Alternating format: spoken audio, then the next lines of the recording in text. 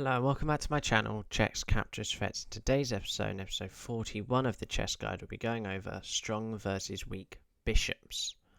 So, we have, again, per usual in this little mini-series on the Chess Guide of the strong versus weak, we've got 4 examples, 2 strong, 2 weak, and just going over positions with how the pieces are good or not good.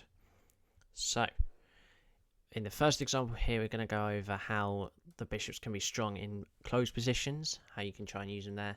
And obviously, the second example would be what happens if you don't use them well enough in closed positions. And the last two are going to be, from the opening, what to do with the bishops and what not to do with the bishops. So, here we go. Now, I've been giving loads of closed positions with the pawns, kings, and that, for example. Now, the reason I'm doing it is because closed positions are probably the most hardest positions to ever try, to try and accomplish, winning stuff. So it's always good trying to get these positions that we're able to, slowly get used to, so that when you're getting into this position, you could one by one think of each piece and if they're in a good position or not. And because we've had practice, it's going to be a lot easier. So, in this position here, we have a bit of a closed position. It's not as close because we have 2 very strong pawns here, but mainly it's our bishop here. Now, our bishop is very good because it's doing multiple things. It's kind of the king already, so the king's already limited to such little squares across here. And also, it's kind of this part, so this bishop can't come in here. And it also is, very good to retreat. And in this position, obviously, it's also stopping this pawn push, but also, if we move it back here, we now protect the pawn on a4. But we could also play some other moves like c6 because it's now protecting it and it's still covering multiple things here, and it gives our king an easy route. So what this shows here is how the bishop in the center, in the center here, it controls, over 10 squares in this position. It's about 3 each way plus 4 this way. So there is that. But also I think the fact that we have many places to go, we have multiple moves as well. You could probably play some other moves, like you could start trying to bring the king in for all you might know because you have such a good position. So, now obviously we prefer bishops in the middle. We'd prefer, they come normally from the Frenchetto at the start.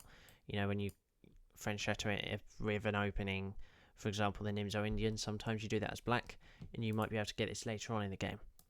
So, now we're going to go over why you might have messed up here. So, this position is even more closed, where obviously this black king has got through the pawn defense. Now, here, what the issue is that this bishop, yes, it's protecting multiple things, but it's protecting too many things. And here, this bishop is obviously not attacking the king. His bishop is attacking the pawn here. So it's a king. So that's 2 against 1. So if we try to protect it, which we can, we're going to lose this. And now, also, we can't get our bishop. If it was like here or something, we might have something. We might be able to get our bishop onto this square. It's a very good square if we were able to get onto this. But we can't. And now our bishop is just trapped here, and we're not able to actually do anything. And our king, their king can even chase us away here. So we've got to be very careful with, how we act. Really, if we have a bishop trap like this, you're 9 times 10 going to lose. As just say the evaluation bar in this position is 7.5 points to black, so 100% winning. So there's no way black should lose this game, really. So, what you've learnt from the first 2 examples is how keeping your bishop in open positions is by far the best. You do not want to close your bishop, especially as every single pawn in this example is on a black square, and you've got a black square bishop. You really want it on a white square. You don't want it on this black square here.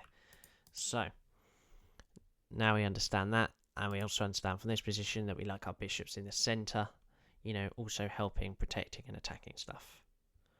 So, now we're going to go over how we can use the bishops in an opening. So this is strong, this position here we're going to go over. So if we use the Queen's Gambit, for example, we obviously see very early on we can already get our bishop out very nicely. The only other thing here is that kind of a little bit blocked in with c4. Now, normal move here is knight f6. we can carry over with a pin. That is very good. Our bishops are by far one of the best pieces to create a pin. You know, they can retreat very easily. You get attacked, you just go back, and you go, say they attack again, you can just retreat, and look at this, you're still in a very nice spot. So, and if they try to protect, we can always retreat as well with this bishop. So after a few moves, we can also get our bishop out on this one. Again, a very good diagonal here. And if they try to, you know, what we can do here is we can use almost a battery with these two now. A queen and a bishop, very good together. So having this as well. So what we can see here is using bishops are very effective. We're just going to go over another opening to clarify it up. Now we'll go over the Italian here. So with e4, e5, knight f6, knight f3, sorry, knight c6, and then bishop c4, and then we're going to get this position here. You know, already our bishop's in a nice square. Now we could actually have played this move, so, but, you know, we have this sort of idea, and even if they attack you like this, they wouldn't because it's fork, but, you know, there's other ideas. Again, there's a pin here, but bishops in the opening are probably better than a knight in the opening, just due to how many squares are open in that centre, and knights are kind of used for that defensive to attacking in the middle game. So here we go. Now there is also, we'll go over just one last opening, and we can show you the London very quickly, that we also have the idea of, you know, being able to have some move like this already. You know, if they try to do anything particularly weird, we even have a bishop move which we can attack their bishop.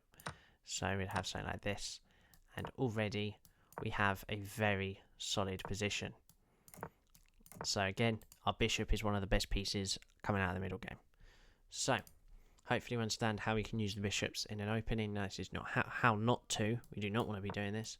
So straight away, do not play this.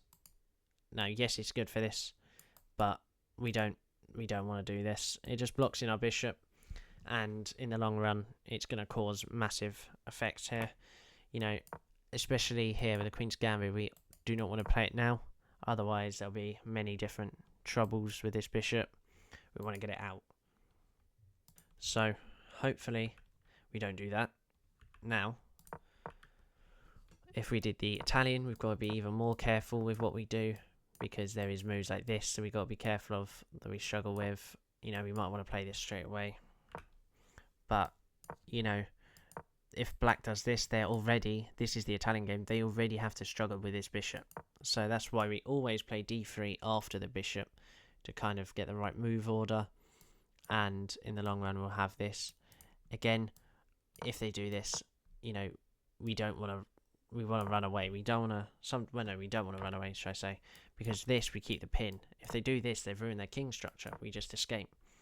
But in this position, if you just move back, you've kind of given them a tempo almost. Yes, you put your bishop into a nicer square sometimes here, but now you've let them push already on the king side.